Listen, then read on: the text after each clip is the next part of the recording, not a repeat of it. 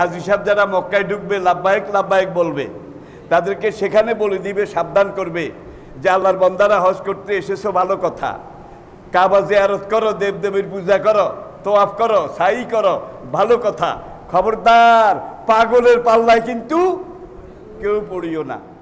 এখন আগত হাজীদের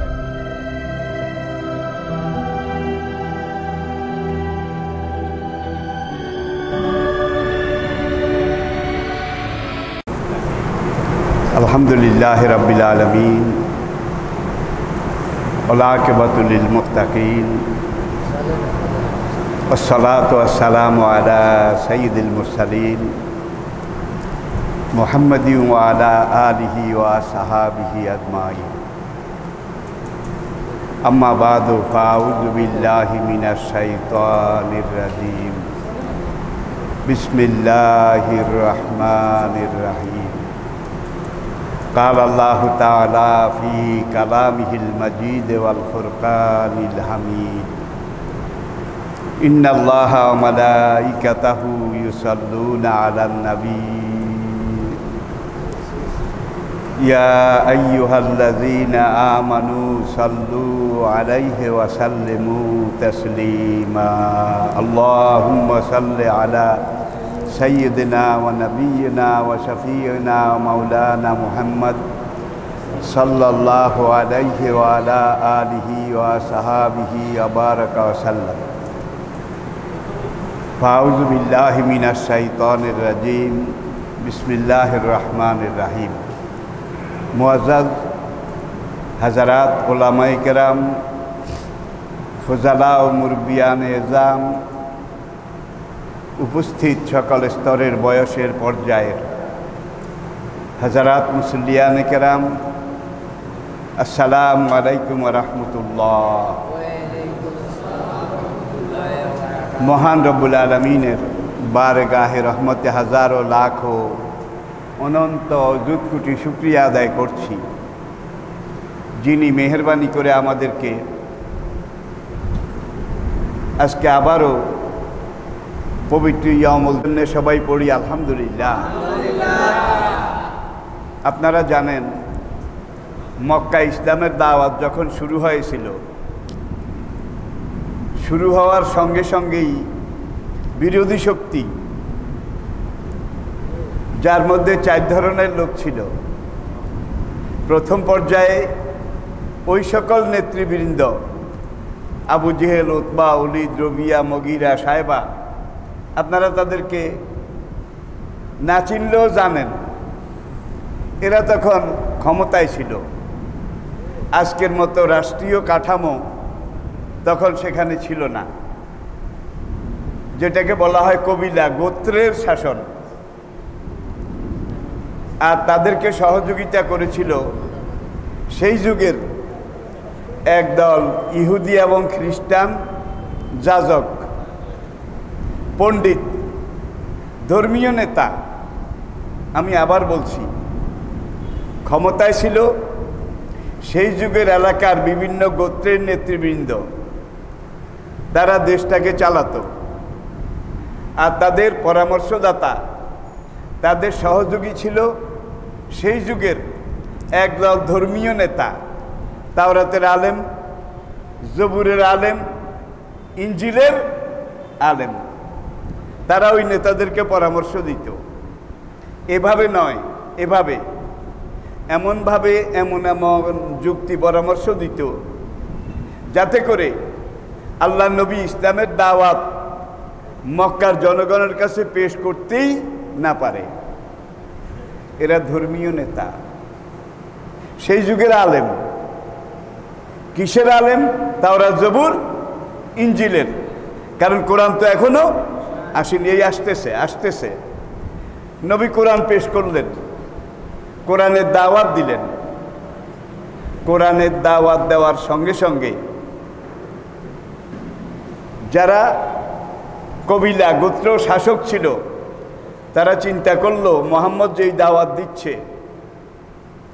যেই দ্বীনের কথা বলছে, এটা যদি কায়েম হয়, প্রতিষ্ঠিত হয়, তাহলে আমাদের ক্ষমতার 12টা বেজে যাবে।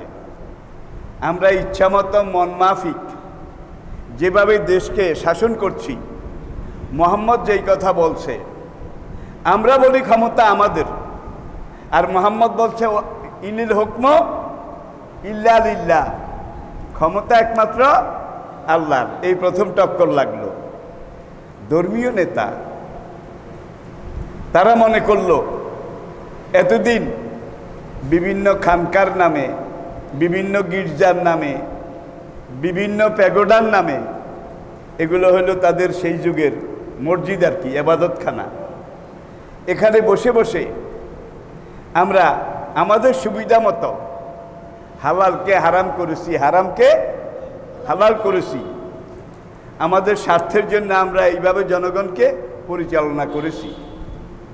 এখন মুহাম্মদ সাল্লাল্লাহু আলাইহি সাল্লাম যেটা বলে এটা যদি হয় তাহলে আমাদের ধর্মীয় ব্যবসা, ধর্মের ব্যবসা, এটার 12টা বেজে যাবে। এটা ১,৫০০ বছর আগে ছিল, এখন বোধহয় নাই। আছে আছে তাহলে এখন ওই ধর্মের ব্যবসাও আছে, আর মুহাম্মদ সাল্লাল্লাহু আলাইহি সাল্লামের সত্যিকার দাওয়াত এটাও আছে। এই দুটোটার মধ্যে ঠেলাঠেলি চলছে নাকি চলছে না? তাইলে আপনারা কথা বুঝতেছেন। আলহামদুলিল্লাহ, সব নবীর যুগে অবস্থাটা এমন হয়েছিল। এইবার বলা হয়েছে অকাল আল্লাযীনা কাফারু লা তাসমাউ লিহাযাল কুরআন। কাফেররা দারুন নদওয়াতে, তাদের পার্লামেন্টে আলাপ আলোচনা করে ঘোষণা করলো লা তাসমাউ লিহাযাল কুরআন। এই মক্কাতে, হেজাজে, জজিরাতুল আরবে নতুন এই কোরআন তোমরা নিজেরাও শুনবে না, কাউকে শুনতেও দেবে না। অলগাও ফিহে, মোহাম্মদ বা তার কোনো সাহাবা মক্কার আশপাশে কোথাও যদি কোনো লোকজনের কাছে কোরআনের দাওয়াত পেশ করে বা করতে চায়, অলগাও ফিহে, তোমরা গিয়ে সেখানে বাম হাত ঢুকাই দিও। বাম হাত ঢুকানো বুঝেন? ডিস্টারবেন্সি ক্রিয়েট করা। হয় উলুধ্বনি দিবা, নয় হই হই রই রই, নয় হাততালি, এমনভাবে হট্টগোল করবে যাতে করে কোরআনের আওয়াজ এই দেশের মানুষের কানে পৌঁছতে না পারে। দেখুন মজাটা কি, এইভাবে বাধা। আল্লাহ নবী 2-4 জন মুসলমান যারা দিন কবুল করেছেন তাদেরকে নিয়ে সাফা পাহাড়ের কিনারে একজন দিনদার ব্যক্তি, নাম আব্দুল্লাহ ইবনে আরকাম, তিনিও ইসলাম গ্রহণ করেছিলেন। এখন নবীর জায়গা কোথাও নাই, কেউ জায়গা দেয় না, কারণ নতুন ধর্ম প্রচার করে। এটা হলো তার বিরুদ্ধে অভিযোগ। এখন আব্দুল্লাহ ইবনে আরকাম তিনি বললেন, ইয়া রাসূলুল্লাহ, আমার এই বাড়ি আপনার জন্য ওয়াকফ করে দিলাম, আপনি এটাকে ইসলামী আন্দোলনের অফিস হিসাবে ব্যবহার করেন, আপনার প্রচার কার্যের কেন্দ্রভূমি হিসাবে ব্যবহার করুন। পালিয়ে পালিয়ে চুপে চুপে। এখন জনগণ দিনে আসতে পারে না, মাঠেও কোরআনের কথা কেউ বলতে পারে না, যেখানে বলতে চায় সেখানেই বাধা। এই অবস্থা চলছে। লুকিয়ে ছুপিয়ে পালিয়ে প্রতিদিন 2-1 জন করে আরকামের ঘরে আসে, এসে নবীজির হাতে হাত দিয়ে ইসলাম কবুল করে, মুসলমানের দলে শামিল হয়ে যায়। এইভাবে 3 বছর গোপনে গোপনে চুপে চুপে দাওয়াত এটা চলল। 3 বছরে 37 থেকে 40 জন পালিয়ে পালিয়ে গোপনে ইসলাম কবুল করলো। এই 37 জনের মধ্যে, এই 40 জনের মধ্যে মক্কার সবচেয়ে বড় কুরাইশ নেতা ওমর রাদিয়াল্লাহু তাআলা আনহু তিনিও এসে যোগ দিলেন। হযরত হামজা রাদিয়াল্লাহু তাআলা আনহু তিনিও এসে যোগ দিলেন। এই 2 জন কিন্তু মক্কার কি সাইজের এই যুগে পুরা দুনিয়াতে নবীর ইসলামের বিরোধিতা করা হচ্ছে, এটা আপনারা জানেন। অমুসলিম দেশে যদ্দূর করা হয়, মুসলমান নামধারী দেশগুলোতে তার চাইতে বেশি করা হয়, ঠিক কিনা বলেন? কিন্তু দেখা যাচ্ছে এমন কোনো মুসলমান দেশ নেই, এমন কোনো অমুসলিম কাফেরের দেশ নেই যেখানে প্রতি বছর শতে শতে হাজারে হাজারে মুসলমানদেরকে শহীদ করা হয়, ঠিক কিনা? যত মায়ের ফিলিস্তিনি মুসলমানদের উপরে, যত জুলুম লেবাননের মুসলমানদের উপরে, যত জুলুম কাশ্মীরের মুসলমানদের উপরে, যত জুলুম বসনিয়া চেচনিয়ার মুসলমানদের উপরে, উইগুরের মুসলমানদের উপরে, তাহলে মুসলমানদেরকে কাফেররাও মারে, মুসলমান নামধারী মুনাফিকরা বোধহয় মারে না? মারে। এই অবস্থা কিন্তু সারা দুনিয়াতে চলছে। এক বছর যখন হিসাব করা হয়, এক বছরের পরে শেষে 12 মাস পরে হিসাব করার পরে দেখা যায় যে গত এক বছরে সারা দুনিয়াতে নির্যাতন করে জুলুম করে মুসলমান মারা হয়েছে 10 জন, বুঝার জন্য বলছি 10 জন। আর গত এক বছরে এত মায়ের এত জুলুম, খতম করো খতম করো, নাস্তা করো নাস্তা করো, এইভাবে নির্যাতনের পরেও যেই ধর্ম দুনিয়ার মানুষ সবচেয়ে এক বছরে বেশি ব্যবহার করেছে, বেশি গ্রহণ করেছে, সেই ধর্মটা হচ্ছে ইসলাম। আমি বোধহয় বুঝাতে পারিনি। এত জুলুমের পরেও এখনো ইসলাম গ্রহণ করতেছে সবচাইতে বেশি মানুষ, ঠিক কিনা বলেন? তাহলে বুঝা গেল এইটা এমন এক জিনিস, এমন এক দিন আল্লাহ পাঠিয়েছেন যেটাকে জুলুম করে শেষ করা যায় না, দমানো যায় না। ইব্রাহিম আলাইহিস সালামকে বোধহয় আগুনে ফেলে দমানো গিয়েছিল? কোন নবীকে বোধহয় দমানো গিয়েছিল? 4 ইমাম, 4 মাযহাবের, তাদেরকে জেলে নেওয়া হয়েছিল। কাউকে ইমাম আবু হানিফা রহমতুল্লাহ আলাইহি থেকে শুরু করে ইমাম আহমদ ইবনে হাম্বল পর্যন্ত অপরাধ কি ছিল? বাগদাদের খলিফা মনসুর নাম জানেন? মনসুর একদিন ইমাম আবু হানিফা রহমতুল্লাহ আলাইহিকে তার দরবারে, রাজ দরবারে ডাকলো।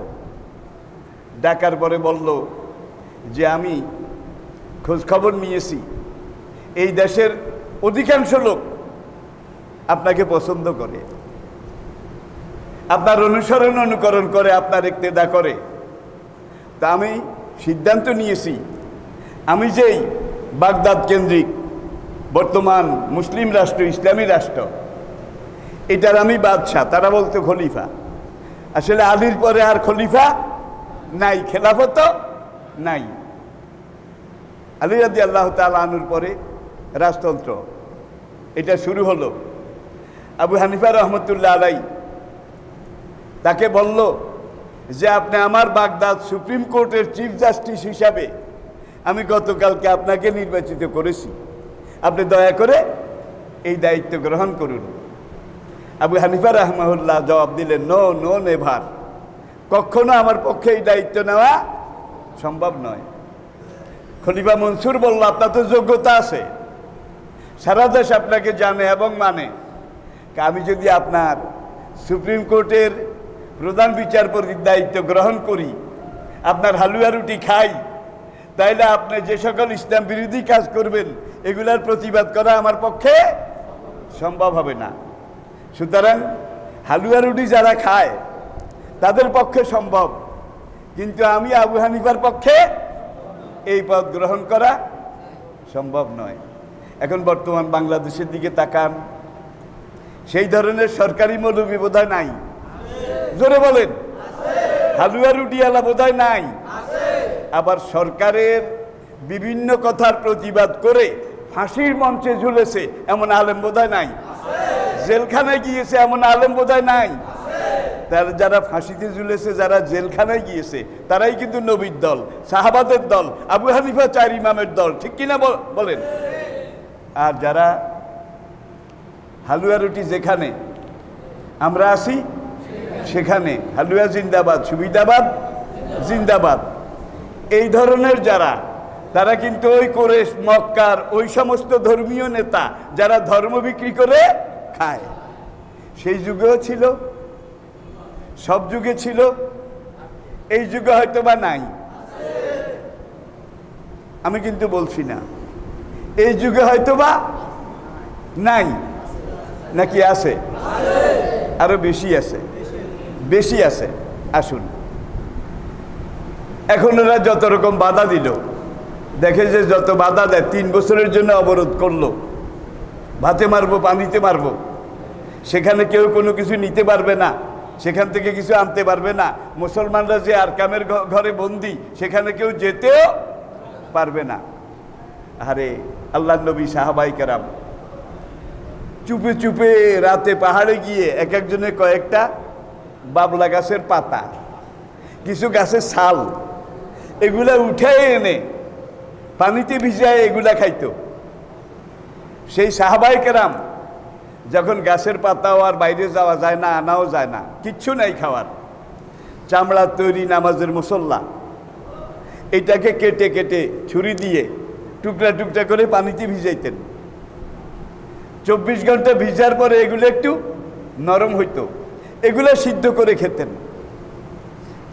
বেলাল রাদিয়াল্লাহু তাআলা আনহু একদিন বললেন, জি ইয়া রাসূলুল্লাহ, আমরা যে গাছের পাতা আর এই চামড়া টামড়া সিদ্ধ করে খাই, আমাদের পায়খানা তো ছাগল গরু বেড়ার পায়খানার মতো কালো কালো হচ্ছে। আল্লাহু আকবার!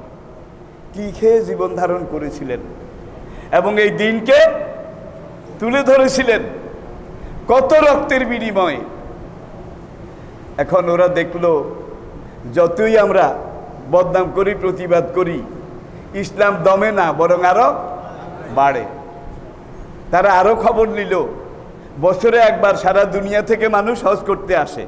বর্তমান হজ না, কিন্তু তখনকার হজ ছিল কাবা, এটা উলঙ্গ হয়ে তওয়াফ করতো অনেকে, উলঙ্গ, দিগম্বর, ন্যাংটা। এরপরে কাবাতে 360 মূর্তি ছিল, লাত, মানাত, হবল, উজ্জা, ইয়াউক, ইয়াগুস, এইসব দেবদেবী এগুলাকে সেজদা করতো কাবাতে। এগুলো ছিল তখনকার হজ। পড়েন নাউজুবিল্লাহ। এইবার তারা মনে করলো হজের সময় বাইরের লোক আসে, তারা যদি মোহাম্মদ আর মোহাম্মদের অনুসারী কোনো মুসলমানের সাথে মিশে, মুসলমানদের কথা শুনে, কোরআনের আয়াত শুনে, তাহলে কিন্তু তাদেরকে আর ঠেকানো যাবে না। মক্কা ঢুকার তখন 4টা রাস্তা ছিল। একটা রাস্তা ছিল পূর্ব দিক থেকে, অন্য দেশের মানুষ মক্কা ঢুকার, জাবালে নূর এটার কাছ দিয়ে। আরেকটা রাস্তা ছিল দক্ষিণ দিকে, আরাফাত ময়দানের দিকে, ইয়ামন থেকে আর আরবের পূর্ব দক্ষিণ পূর্ব অঞ্চল থেকে এখান দিয়ে আসতো। উত্তর দিকে আরেকটা রাস্তা ছিল, জিরানা থেকে শুরু করে মক্কার বর্তমান শাহরে হেজাজ এই পর্যন্ত এইটা। আর পশ্চিম দিকে আরেকটা রাস্তা ছিল, যেটা বর্তমানে শাহরে ইব্রাহিম, শাহরে ইব্রাহিম। আর ইরাক, ইরান, দামেস্ক, সিরিয়া, এশিয়া মাইনর, অন্যান্য দেশ থেকে যারা আসতো, তারা এই গারে হেরা, হেরা পর্বত আর ওই যে মদিনার দিক থেকে আসার রাস্তা, এই দুইটার মাঝখান দিয়ে মরুভূমির উপর দিয়ে আরেকটা হাঁটা পথ ছিল। এই হাঁটা পথটা বর্তমান শাহরিউল হজ, হজ স্ট্রিট, হজ স্ট্রিট। এই 4টা রাস্তায় প্রধানত লোক মক্কায় পৌঁছত। তারা পার্লামেন্টে দারুণ দোয়ায় আবু জেহেল পরিষদে বসে পরামর্শ করলো যে প্রত্যেক রাস্তায় মক্কার একরে শহরের বাইরে শহরতলিতে 4 জন করে কাফের নেতা থাকবে, অবস্থান করবে।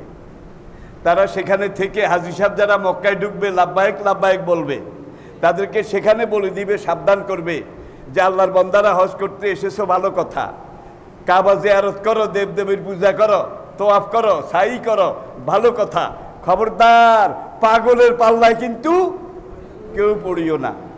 এখন আগত হাজীদের একজন জিজ্ঞাসা করে যে কোন পাগল, কেমন পাগল?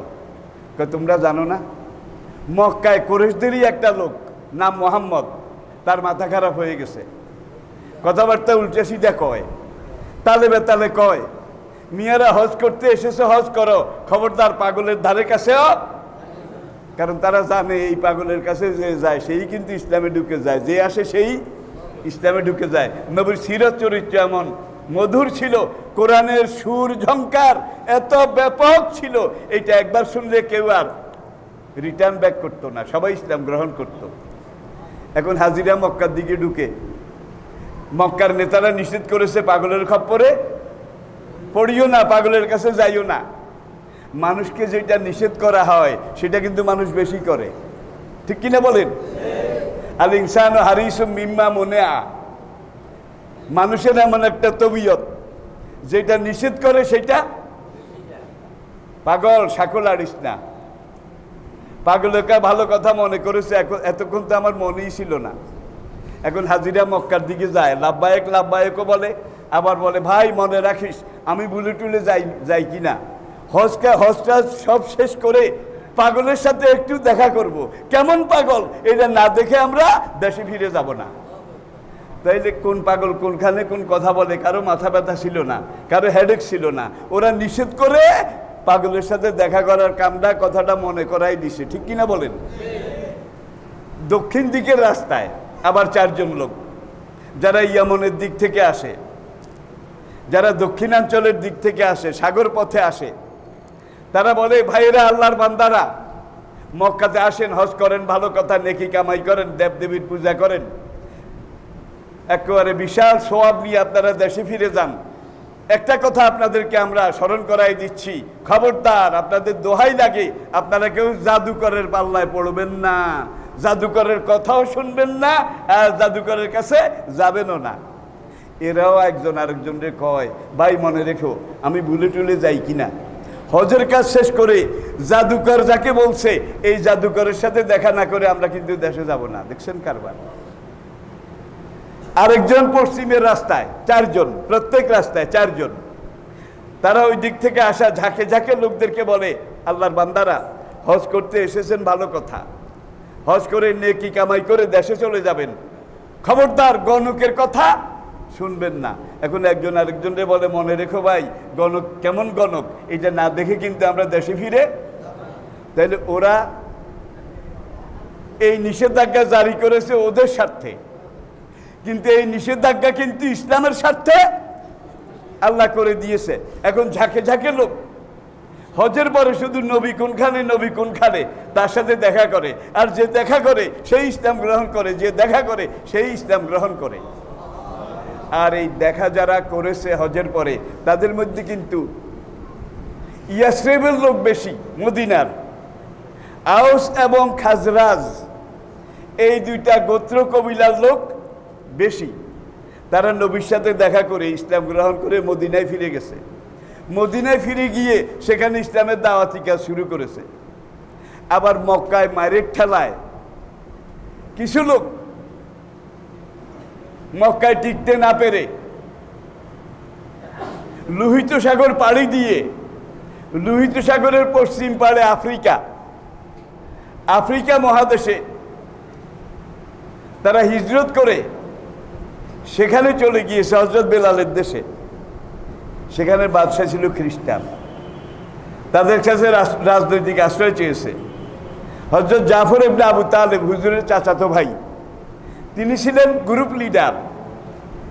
যেই মুসলমানের দল আবিসিনিয়া, হাবশা, ইথিওপিয়া, আফ্রিকা সেখানে হিজরত করে গিয়েছিল জান বাঁচানোর জন্যে, সেই কাফেলার আমির ছিলেন হযরত জাফর ইবনে আবু তালেব হুজুরের চাচাতো ভাই। এখন মক্কার লোকেরা হজের পরে আবার এহতেসাবে বসলো যে আমরা যে বাধা দিলাম, বদনাম করলাম, দেখি এটার রেজাল্ট কি। পর্যালোচনা করে বলে যে বাধা দিয়ে বদনাম করে ক্ষতি বেশি হয়েছে, যদি আমরা চুপ থাকতাম তাহলে কিন্তু এত ক্ষতি হইতো না। এই যুগেও কিন্তু একদল এই ধরনের অপবাদ দেওয়ার, বদনাম করার লোক আছে নাকি নাই? আছে নাকি নাই?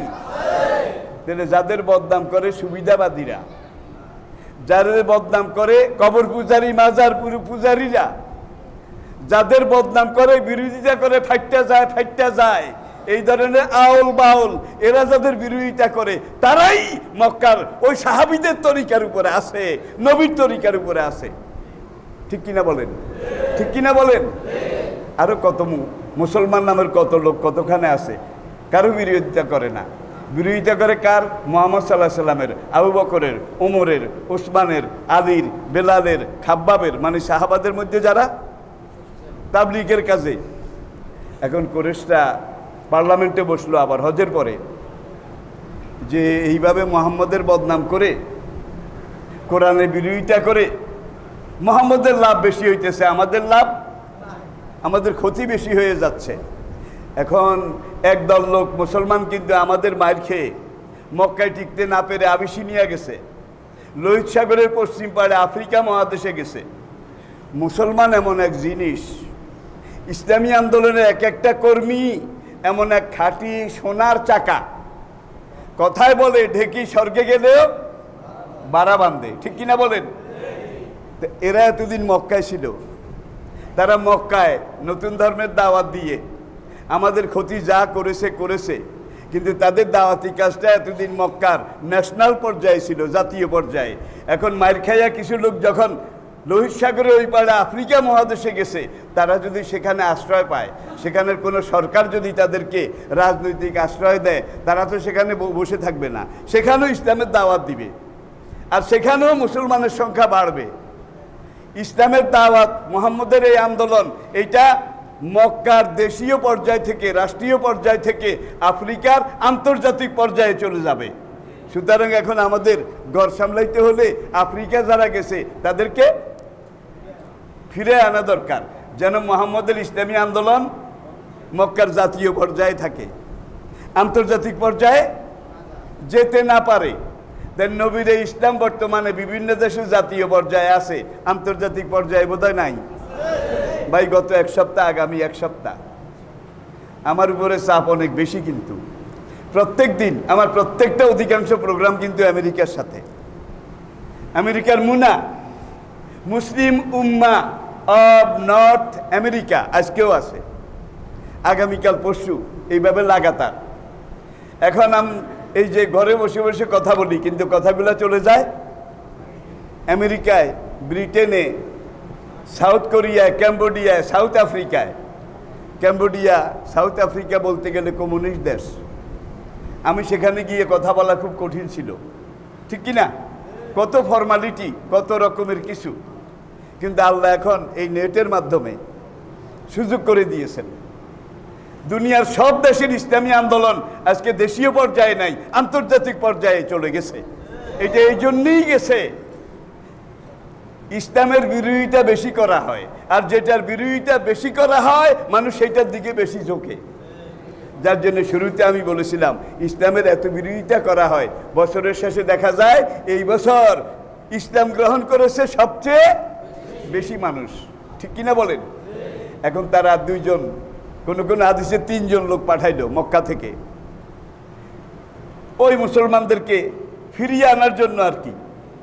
জাফর রাদিয়াল্লাহু তাআলা আনহু যাদেরকে নিয়ে গেছেন আফ্রিকায়, এই 3 জনের গ্রুপ লিডার ছিলেন হযরত আমর ইবনুল আস। হযরত আমর ইবনুল পরবর্তীতে ইসলাম গ্রহণ করে এই আমর ইবনুল আস কিন্তু মিশরের গভর্নর ছিলেন, মিশর বিজয় করেছেন। আফ্রিকাতে ইসলামের বিজয় পতাকা এই আমর ইবনুল আস তিনি তুলেছিলেন, কিন্তু আমর ইবনুল আস তখনও কাফের, ইসলাম গ্রহণ করেননি। হেজাজ, আরব জজিরাতে 4 জন লোক ছিল সবচেয়ে ভালো কূটনীতিবিদ, রাজনীতিবিদ। এই 4 জন হলো হযরত মুআবিয়া কি, আর তার সৎ ভাই কি জিয়াদ, আমর ইবনুল আস, এই আমর ইবনুল আস যার কথা আমি বলছি, আর মুগিরা ইবনে শুবা। এই 4 জন ছিল মক্কার আরবের গ্রেট পলিটিশিয়ান, সবচেয়ে তুখোর রাজনীতিবিদ। এই 4 জনের একজন আমর ইবনুল আস তখনও মুসলমান হননি, তার সাথে অন্য 2 জন সঙ্গী যোগ করে তাদেরকে আফ্রিকা পাঠালো, আবিসিনিয়া বাদশাহ নাজ্জাশীর দরবারে পাঠালো। গিয়ে এখন আমর ইবনুল আস তিনি বললেন, বাদশাহ হুজুর, আমরা জানতে পেরেছি মক্কার কিছু সন্ত্রাসী, মক্কার কিছু রক্কাডুন্না বুঝেন কি অমুক দলে রক কাটে রক কাটে রক কাটে, কিন্তু টোকাই কয়টা পাইছেন? কি এগুলো নাম না বদনাম? নাম না বদনাম? মক্কার কিছু রক কাটুন না, মক্কার কিছু চরমপন্থী সন্ত্রাসী, মক্কার কিছু উগ্রবাদী, আমি বোধহয় বুঝাতে পারছি না, চরমপন্থী উগ্রবাদী, এরা মক্কার মানুষের উপরে বহু জুলুম বহু নির্যাতন করেছে। মক্কার আম জনতা তারা এক হয়ে এদেরকে প্রতিরোধ করেছে। এখন এরা যান বাঁচাবার জন্য আপনার দেশে হিজরত করে এসেছে। মক্কার নেতারা আমাকে পাঠিয়েছে, এই খারাপ লোকগুলো আপনার এখানে এসেছে। এখন আমাদের নেতারা বলেছে সেই লোকগুলাকে আপনি রাজনৈতিক আশ্রয় দেবেন না, আমার হাতে দিয়ে দেন, আমি দেশে ফিরাই নিয়ে যাই। নাজ্জাশী খ্রিস্টান হইলেও রাজা, তো রাজার মাথা এটা আমর ইবনুল আসের মাথার থেকে কম না। এখন বাদশাহ নাজ্জাশী বললেন, এই খারাপ লোক চরমপন্থী রক কাটুন না, এত খারাপ, এরা দেশ থেকে চলে আসছে, আরো ভালো হয়েছে, দেশ আজারিছে, তোমাদের ঝামেলা কমছে, এই খারাপ লোকগুলাকে ফিরিয়ে নেওয়ার জন্য এত গরজ কেন? আল্লাহু আকবার। বাদশাহ যে জায়গায় হাত দিছে এটা কিন্তু সাংঘাতিক নয়, সাড়ে সাংঘাতিক। খারাপ মানুষগুলা দেশ ত্যাগ করেছে, তোমাদের ভালো হয়েছে, এদেরকে ফিরিয়ে নেওয়ার জন্য এত গরজ কেন? আমর ইবনুল আস জবাব দিলেন যে আমরা খারাপ হয়েছি, আমাদেরকে খারাপ করেছে, এখানেই থাক, আপনার দেশটা খারাপ হোক, এটা আমরা চাই না। কি রাজনৈতিক জবাব, কত সূক্ষ্ম কূটনীতি। বাদশাহ বললেন, তুমি যেটা বলছো তারা তো তোমাদের বিরুদ্ধে কোনো অভিযোগ করেনি যারা এসেছে জাফরের নেতৃত্বে, কিন্তু আমি দেখেছি কারো হাত ভাঙ্গা, কারো চোখ উঠাই ফেলা হয়েছে, কারো কান কেটে ফেলা হয়েছে, বাইরে বাইরে তাদের শরীরটা ফুলে কলা গাছের মধ্যে হয়ে গেছে। তাদের অবস্থায় বোঝা যায় মাঠ থেকে বাঁচার জন্য তারা আমার দেশে এসেছে। আর রাজনীতিতে একটা কথা আছে, কারো জীবন ঝুঁকিপূর্ণ হলে অন্য কোনো দেশে গিয়ে রাজনৈতিক আশ্রয় চাইলে রাজনৈতিক আশ্রয় দেওয়া এটা রাষ্ট্রবিজ্ঞানের একটা গুরুত্বপূর্ণ দিক। আল্লাহু আকবার। দেখুন ইসলামের ইতিহাস। এখন বাদশাহ বললেন, আগামীকাল সকালে আপনারাও আসেন, আমি মুসলমানদেরকেও ডাকবো, সামনাসামনি কথা হবে।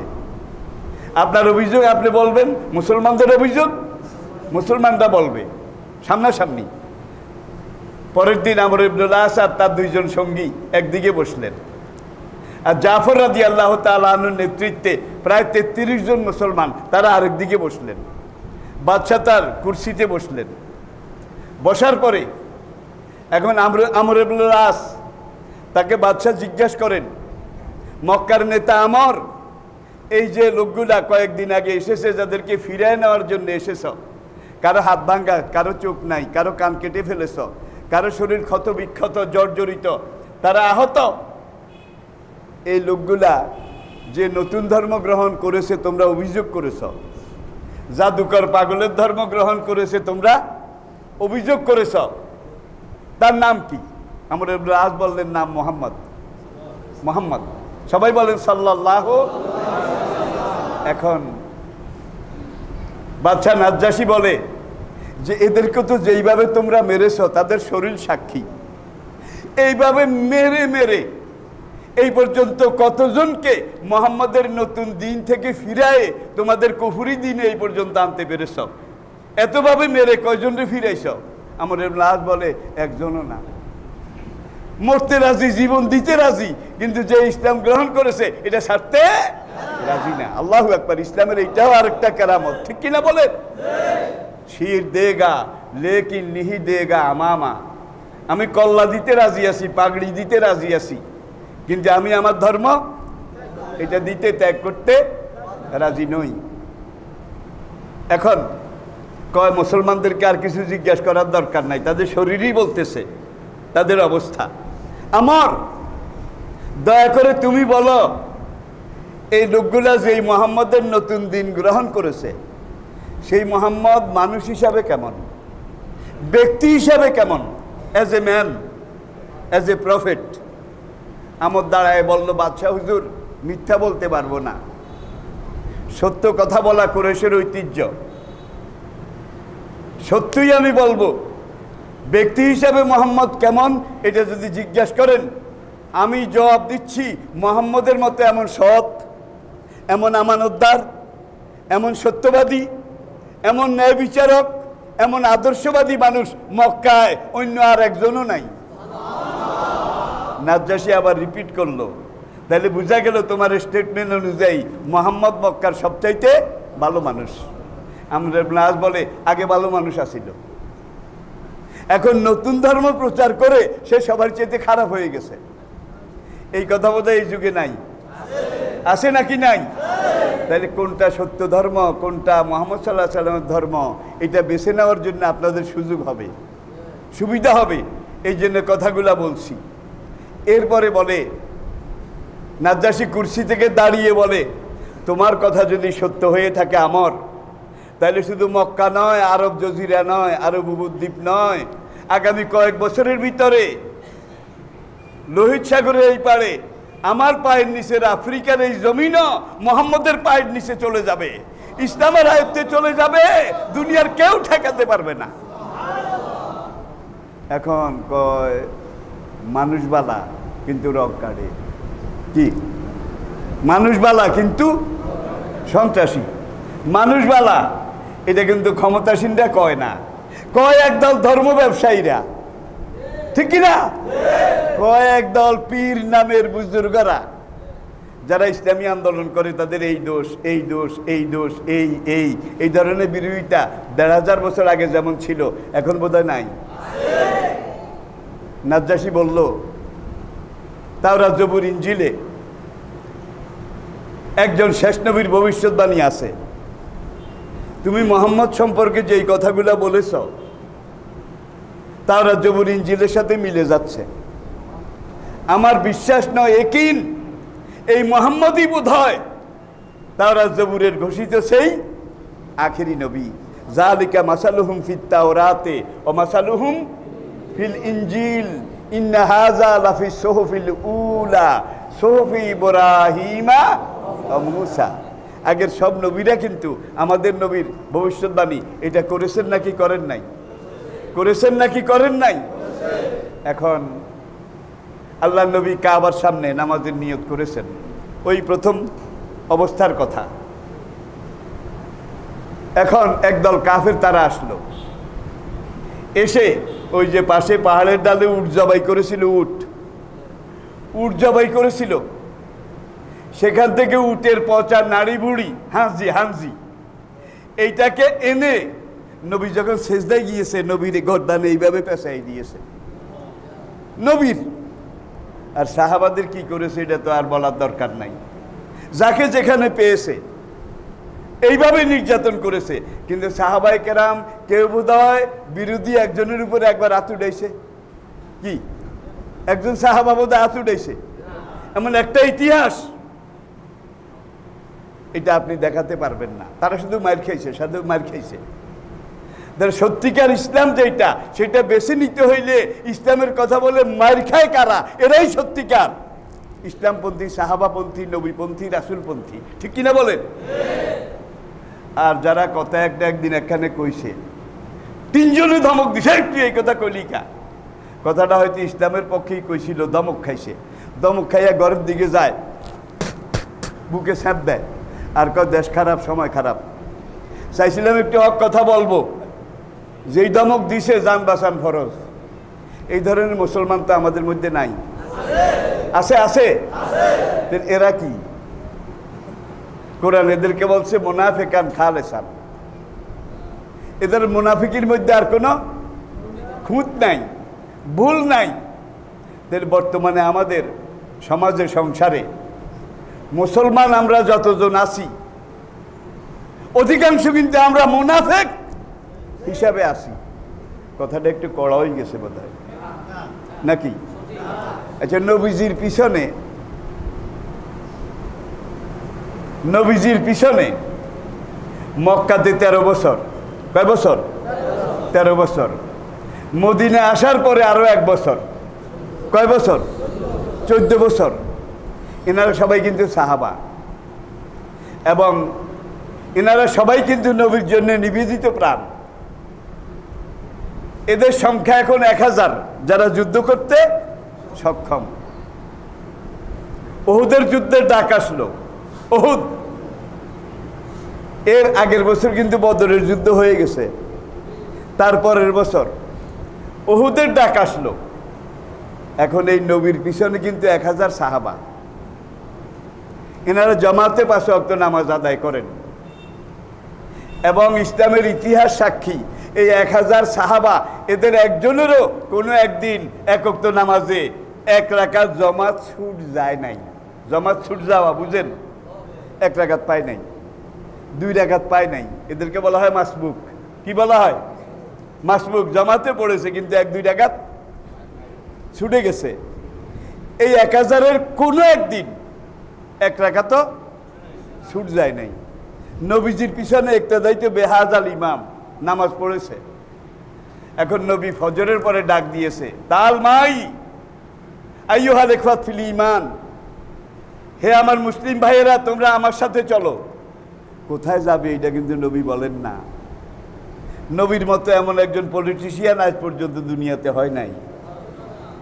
নবীজির মতো এমন একজন যোগ্যতম সেনাপতি আজ পর্যন্ত দুনিয়াতে হয় নাই। রাশিয়া কমিউনিস্ট রাষ্ট্র, আমেরিকা পুঁজিবাদী রাষ্ট্র, তাদের সামরিক একাডেমিতে, মিলিটারি একাডেমিতে মিলিটারিদেরকে ট্রেনিং দেওয়ার সময় আজও সেখানে তাদের সিলেবাসে বদরের যুদ্ধ, ওহুদের যুদ্ধ, খন্দকের যুদ্ধ, এগুলো তাদের সিলেবাসে তাদের সেনাবাহিনীকে পড়ানো হয়। যুদ্ধ যদি শিখতে হয় 1500 বছর আগে ইসলামের নবী এইভাবে যুদ্ধ করেছে, তোমরা এটা শিখো। আমরা খারাপ হয়ে গেছি, আমরা গোল্লায় গেছি, কিন্তু আমাদের যেটা আদর্শ এটা আল্লাহর দেওয়া। কি আমাদের যেটা ঐতিহ্য সেটা আল্লাহর নবীর দেওয়া। এটার মধ্যে কোনো ভুল, এটার মধ্যে কোনো ফাউল, কোনো রং, কোনো কিছু নাই, নির্ভুল, নিখুঁত, নিরঙ্কুশ। এখন হুজুরে যায় আর 1000 সঙ্গী ফজরের নামাজের পরে তাল মাই আসো। এখন এই 1000-এর মধ্যে 2-1 করে কল্লা বাইর করে, ভাই আমাদেরকে কোথায় নেয়? হুজুরে তো কয় না। আর হুজুরের একটা শুরু থেকে বদর থেকে একটা নিয়ম ছিল, যুদ্ধের খবর সবসময় গোপন রাখতেন, কাউকে বলতেন না। এটাকে বলা হয় আর্মি সিকিউরিটি। আর্মি সিকিউরিটি, সেনাবাহিনীর গোপনীয়তা, কাউকে বলতেন না। যুদ্ধ হবে ওই দিকে, দক্ষিণ দিকে, হুজুর সবাইকে নিয়ে যাইতেন উত্তর দিকে। কি কি গুড়া পথে, কারণ এখান থেকে ডাইরেক্ট গেলে হয়তো এইটা ফাঁস হয়ে যাবে। মদিনা থেকে হুজুর বের হয়েছেন, আমাদের দিকে আসতেছেন। এখন হুজুর যায় উত্তর দিকে। হিজরতের সময় দেখেন মক্কা থেকে মদিনা কোন দিকে? কোন দিকে? উত্তর দিকে। কি উত্তর দিকে। এখন হুজুর ঘর থেকে বাইর হয়ে উত্তর দিকে যাওয়া দরকার আছিল, হুজুর গেছে দক্ষিণ দিকে। আরাফাত ময়দানের কাছে পাহাড়ের গুহায় 3 রাত্র ছিলেন। কুরাইশরা শুধু অমুই টোকায়, কোন দিকে? উত্তর দিকে। কারণ তারা জানে মুহাম্মদ হিজরত করলে মদিনার দিকেই যাবে, মদিনা উত্তর দিকে। তারা উত্তর দিকে 3 দিন টোকাইতে টোকাইতে হদগার সব সন্ডি হালাইছে। দৈনুই একটা গ্রুপ একবার আইছিল, মাত্র একটা গ্রুপ। কে মুই যা লাভ কি, মোহাম্মদ তো গেছে মুই। দেখুন ইসলামের পলিসি মেকিং নবী কিভাবে করেছেন। তারা একেবারে সর পর্বতের গুহার পাড়ে আসে, তাদের ঠ্যাং দেয়া যায়, ঠ্যাং। গুহার ভিতরে কিন্তু 2 জন পালিয়ে আসেন। কে কে? নবীজি আর আবু বকর। এখন আবু বকর রাদিয়াল্লাহু তাআলা আনহু বলেন, ইয়া রাসূলুল্লাহ, ওই যে কয়েকজন আইছে কাফের, তাদের ঠ্যাং দেয়া যায়। হুজুর কা লা তাখাফ ইন্নাল্লাহা মা'ানা, কোরআন। আবু বকর ভয় পেও না, আল্লাহ আমাদের সাথে আছেন, আল্লাহ আমাদের সাথে আছেন, ভয় পেও না। কুরাইশ নেতারা 100 উট পুরস্কার ঘোষণা করলো। 100 উট, যে মোহাম্মদকে জীবিত অথবা মৃত ধরে এনে দিতে পারবে তাকে 100 উট পুরস্কার দেওয়া হবে, যেটার বর্তমান বাজার মূল্য কমপক্ষে 10 কোটি টাকা। আর সেই যুগে 10 কোটি টাকা, এটা কি ছোট মোটো? বিভিন্ন নেতারা বিভিন্ন দিকে, মোহাম্মদকে কে ধরে আনতে পারবে?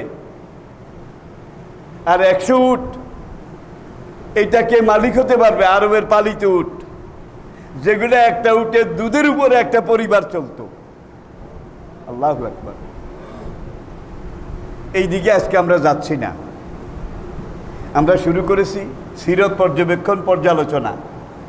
আগামী জুমা এখান থেকে আমরা হুদায়বিয়ার সন্ধির দিকে যাব ইনশাআল্লাহ। এখন যে জিনিসটা এখানে আমাদের শিক্ষণীয়, লক্ষণীয়, আমাদের জানা দরকার, বোঝা দরকার, সেই জিনিসটা হলো আল্লাহর নবী তিনি যত কাজ করেছেন, যত কিছু করেছেন, এখন উহুদের যুদ্ধ হবে এই দিকে, হুজুর যান উল্টা দিকে। কিন্তু মুনাফিকেরা কিন্তু আগেই খবর রাখতো, মক্কার লোকদের সাথে মুনাফিকদের যোগাযোগ ছিল, আর মক্কার মুনাফিকেরা ছিল তাদের একান্ত বন্ধু, আপনজন। এখন তারা একজন আরেকজনকে কয়, রে উহুদের দিকে তো যায় না, আমরা তো চুপে চুপে জানি কুরাইশরা উহুদের এখানে পাহাড়ের পিছনে এখানে জমা হচ্ছে, এখন মুহাম্মদ তো এই দিকে যায় না, উল্টা দিকে কোথায় যায়? জানতে জানতে, বলতে বলতে, হাঁটতে হাঁটতে এখন তারা বুঝতে পারলো যে এইভাবে ঘুরা পথে উহুদের মাঠে যাবে। এখন এক মুনাফিক আরেক মুনাফিরে হাঁটে আর সাইড টকিং, পাশের লোকের সাথে কথা বলে আর যায় যে, ভাই তোরা তো জানাস এটা বদর না, এটা উহুদ। কুরাইশরা আমাদের বন্ধুরা এমন প্রস্তুতি নিয়ে এসেছে এইবার উহুদের মাঠে, একটা মুসলমানের কল্লাও মদিনায় ফিরে আসবে না, জান বাঁচান ফরজ। তোরা কে কিভাবে পারস?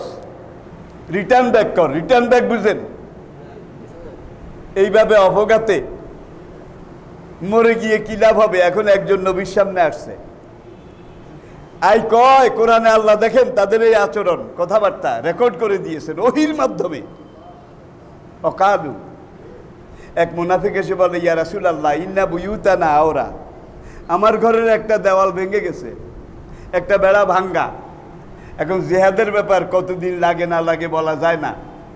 এখন আমি যদি অপ্রস্তুতভাবে এইভাবে আপনার সাথে চলে যাই জিহাদের ময়দানে, তাইলে আমার এই ভাঙ্গা বেড়া দিয়া চোর ডাকাত দূরে আমার সব নিয়ে যাবে। ওগো আল্লাহর নবী, আমাকে একটা দিনের ছুটি দেন, আমি এই কাফেলা থেকে বাড়িতে ফিরে যাই, দেওয়ালটা মেরামত করে টরে আমি আবার জেহাদি কাফেলায় সামিল হয়ে যাব। নবীজি তো নিজের মতে চলেন না, নিজের ইচ্ছায়ও চলেন না। কি নিজের মত মতো কোনো কথা?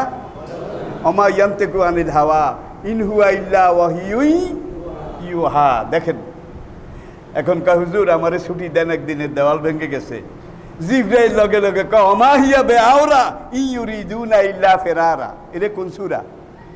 এতে আবার ঠার আত্মন বেশি, কারণ বয়স আত্মন কম। তো আল্লাহ বলছে কারো দেওয়াল টেওয়াল ভাঙ্গা না, মরে টরে নাকি এই ডরে।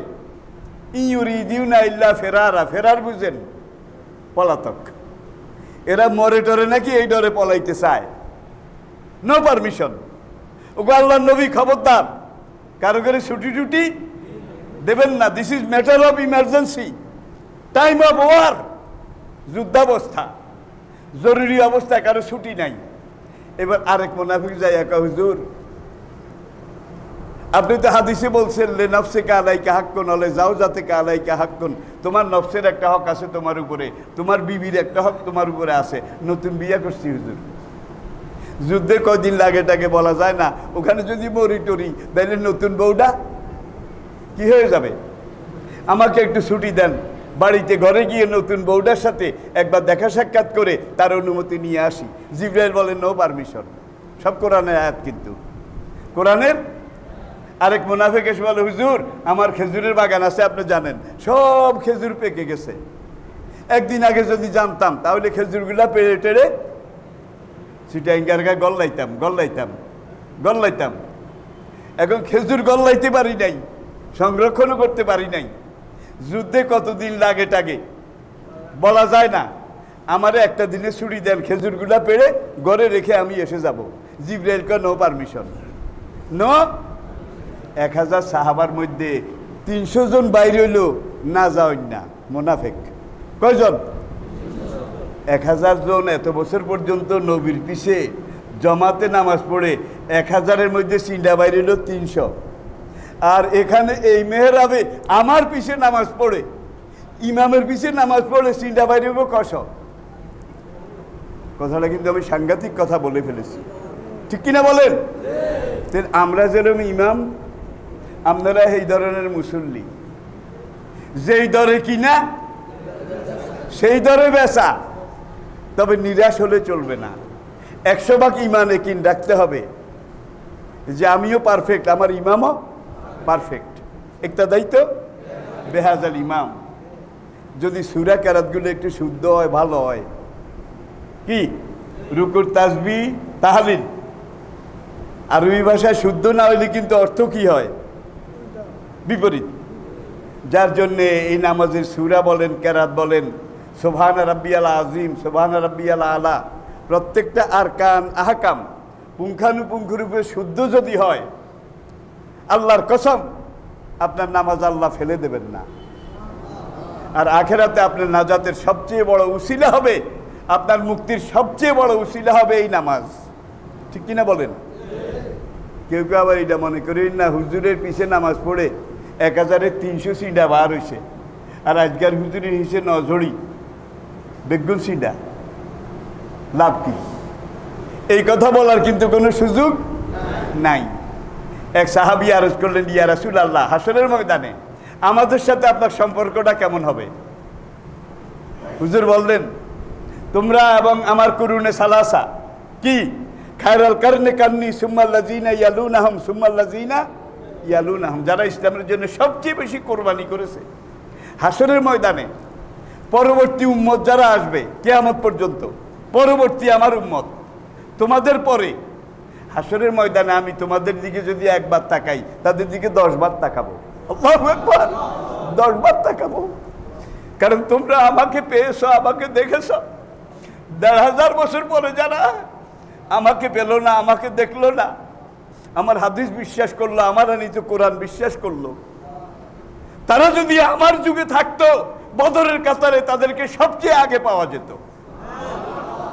তোমরা আমাকে পেয়েছো, আমাকে দেখেছো, তোমাদের ইমান আর 1500 বছর আগে পরে যারা আসবে তাদের ইমানের গ্রহণযোগ্যতা, তালি চালনি আমি নবী এভাবেই করব। আরেকটা হাদিসে হুজুর ইরশাদ করেছেন, মান তামাসসাকা বিসুন্নতি ইনদা ফাসাদে উম্মতি ফালাহু আজরু কি মিয়াতে শহীদ। আমার উম্মত যখন ফিতনা ফাসাদে পড়ে যাবে, পুরা দুনিয়াতে দাজ্জালি ফিতনা যখন শুরু হয়ে যাবে, কুফরি, মুনাফিকি, গাদ্দারি, এটা যখন চুরি ডাকাতি, খুন রাহাজানি, জুয়া, মদ, নেশা এগুলা ভরে যাবে, এই সময় আমার একটা আদর্শ, আমার একটা সুন্নতকে যে মজবুত করে ধরবে, তার আমল নামে আল্লাহ পাক 100 শহীদের সওয়াব দেবেন। এখন কিন্তু অল্প কাজ করলে, একটা ভালো কাজ করলে 100 শহীদের সওয়াব আপনারা পাবেন, আমরা পাবো, ঠিক কিনা বলেন? সাহাবাদের যুগে কিন্তু এইটা ছিল না। বদরে যাবেন, অ্যাকশন নেবেন, অ্যাকশন পাবেন, বদলা পাবেন। আর এই কঠিন সময়ে ইমানের উপরে কায়েম থাকা তখন জ্বলন্ত আগুনের কয়লা হাতের তালুতে রাখার চাইতেও কঠিন হবে। এখন সেই সময়টা, ঠিক কিনা বলেন? এই সময় আমার একটা আদর্শকে যে মজবুত করে ধরবে, আল্লাহ পাক তার আমল নামায় 100 শহীদের সওয়াব দান করবেন। আল্লাহ পাক আমাদেরকে তৌফিক দান করুন। ওমা আলাইনা ইল্লাল বালাগ ওয়া আখির দাওয়ানা আনিল হামদুলিল্লাহি রাব্বিল আলামিন। আসসালামু আলাইকুম ওয়া রাহমাতুল্লাহি ওয়া বারাকাতুহু।